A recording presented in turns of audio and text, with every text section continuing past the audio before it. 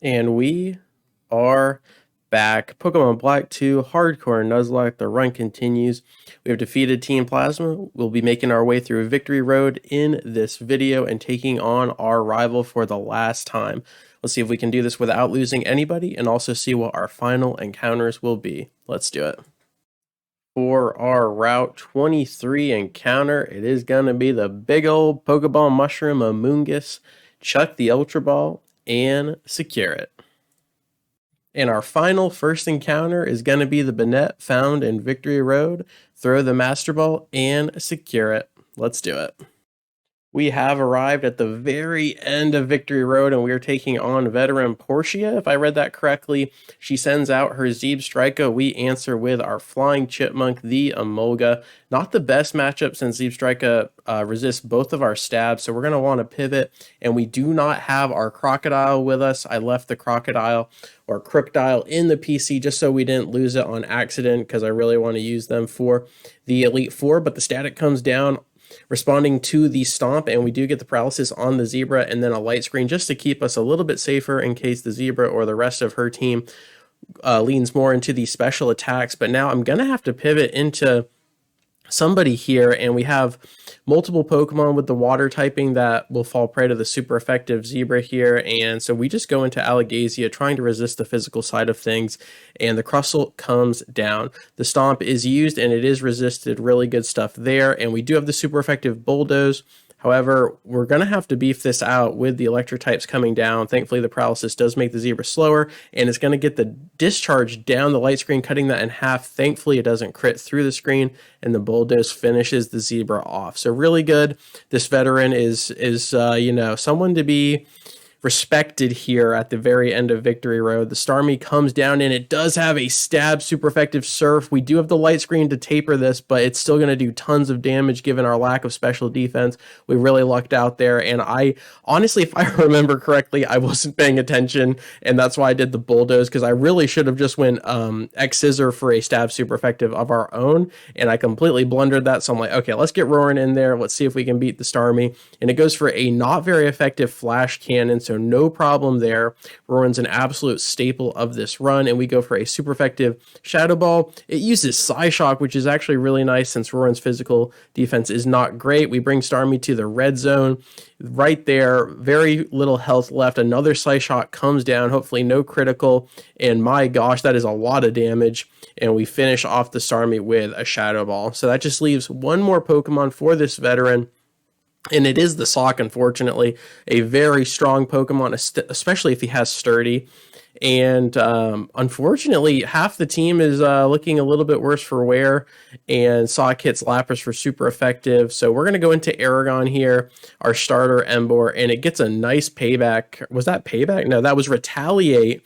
That was absolutely Retaliate, which does double damage upon losing a teammate there, which it did happen. So now Aragon's under half HP out of nowhere, and almost four Pokemon bleeding out, and now we have Lapras to contend with and Galbatorix. So unfortunately, most fighting type Pokemon do carry a rock type move, so we're trying to work around this, and I think we're going to lock in the Feather Dance here. We're going to try to lower Sock's physical attack just to keep the team safer, and the bulk up comes down. Now it's +1/+1 as far as attack and defense go. We're going to go ahead and get the Feather Dance. We are faster, so now he is -1 attack, +1 defense, and the Brick Break comes down. It is stab neutral, but we got to watch out for critical hits because they go right through the Feather Dance. So now he is -3 attack, and he's still +1 on the defense. The Rock Tomb comes down, and it is super effective with the critical hit right through the screen, and Galbatorix falls. Our Unfezant's been here since before the second gym, so that is just a long time coming, and Unfezant is going to be missed. So let's just see if we can get out of this fight without losing anybody else. We get the Volt Switch, we just pop the Sturdy, so now Sock is operating on a -3 clip as far as physical attack goes. And the beauty of this is Orimus has shell armor, so he cannot crit through that. So this is super effective, but look at that. That -3 attack is going to stay. So he's going to have to bulk up out of that, but it doesn't matter. Brick Break. Actually, Brick Break shatters the screen, but it still won't crit. So either way, we're fine. Everything's fine. The screen's already gone. I don't even know what I'm talking about. The Feather Dance So either way, the Lapras finishes the job, but veteran Portia got the damage as Unfezant falls, and now we're going to have to replace that teammate and take on our rival Hugh. Let's do it. All right, after losing Unfezant just prior to beating all these trainers here on Victory Road, it is now time to take on our rival Hugh. And I think we're doing a pretty good job of balancing out the team here in order to beat him. I think our team complements itself very well, and honestly, his Samurott is always a problem. His Bouffalant's really good, but we're just going to go for the Crustle Sweep with Shell Smash. That's just going to be the safest way of beating him without losing anybody. But if that plan goes completely wrong, I think our electric types are going to shine. I think Emolga is very sneaky against his team, given the Grass Monkey as well. So let's see how this goes.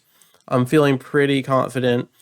And this is the final fight before the Elite Four. So we are right here at the end of the run. So since we have Sturdy, I think we cheese that with the Shell Smash, so no matter what Unfezant does, we can't die in one turn. And if I'm not mistaken, this Unfezant likes to go for that Detect as well, so we could almost potentially abuse that with the Shell Smash as well. And instead, it goes for the U-turn, of course. And this is the perk of having the moveset with you, because then you can foresee that happening, and the Samurott comes down. So unless Leftovers heals us all the way to full, it's definitely going to go for a stab super effective water type move. And all of that was for naught. All of that was for naught. Because we're definitely dead, I think, given our special defense. Yeah, because I think Samurott also has Mystic Water, which buffs water type moves as well. So if we're definitely dead to critical, and it's just going to be a prayer that we're not. So I think we just pivot into Roarin, our Vaporeon, who has the Water Absorb. So it's just going to be a free swap. Now, if it didn't go for Surf, I got completely baited. And it did go for the Surf, and that is beautiful. Basically an Earthquake pivot there. Really good stuff. And let's see here. We got the Thorn Monkey. Okay, we're probably going to have to swap out after this anyway, so really Acid Armor is not looking the greatest. So let's just get some Shadow Balls down. I think we have Rocky Helmet as well, which can help chip on the Samurott there, so really good damage. However, that X-Scissor was pretty decent for just a neutral bug type move. So that's not great. I think we go for one more Shadow Ball, maybe get a special defense drop as we drop below half HP and are looking pretty rough right now. I think we use this turn to swap out.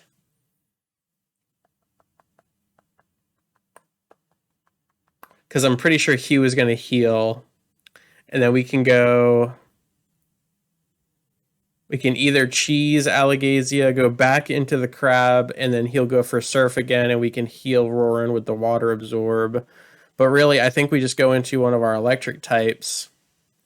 We can actually just do that, I think. Let's go into Angela. Because Samurott does not have Earthquake. There's the max potion. So he's still 2 levels up. We should be faster. Honestly, we could go for a Light Screen, but X-Scissor, Revenge, Surf, Ice Beam. I'm not quite sure what to do, because if it does Surf and we use Recoil, let's just use Light Screen. Let's just play it safe. Let's get the Light Screen down. The X-Scissor does come down, so that's going to be full damage here. We are definitely dead to crit. I think we're just going to Volt Switch to safety. Let's just Volt Switch to safety and do really good damage. Wow. And given that, I think we just go into the Flying Chipmunk. And it goes for the X-Scissor, and no, not a lot of damage. Okay, that's still good, and the static on top, beautiful. So we're going to clear the Samurott right here, right now. We are faster. This is fine. This is fine. That is the biggest threat gone. And now, who is coming down? Is it going to be the Bouffalant? It is the Simisage, and I've got... Simisage has killed my Mienshao before off of a speed battle, and I definitely think we're faster given that. And with the Stab Acrobatics, super effective. That should be GG for the monkey, but if this doesn't kill, we might be in trouble. We are faster. Durza comes in, flies in with the acrobatics, and it is enough to put down the thorn monkey. Let's go. Only 2 Pokemon left, and the buffalo comes down. And if I recall correctly, it has Wild Charge, Earthquake, Head Charge, and Revenge. I think it has Revenge.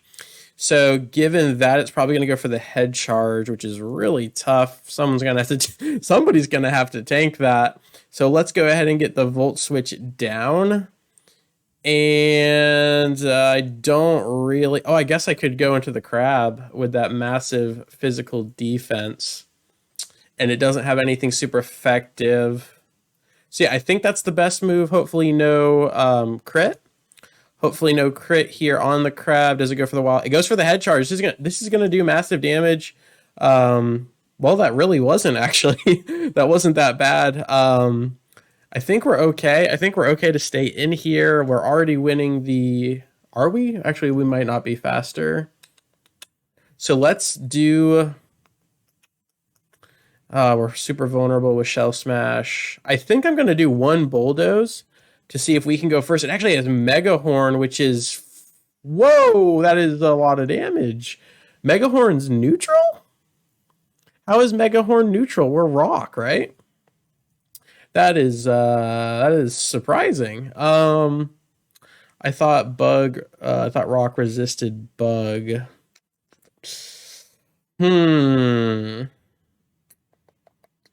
Interesting.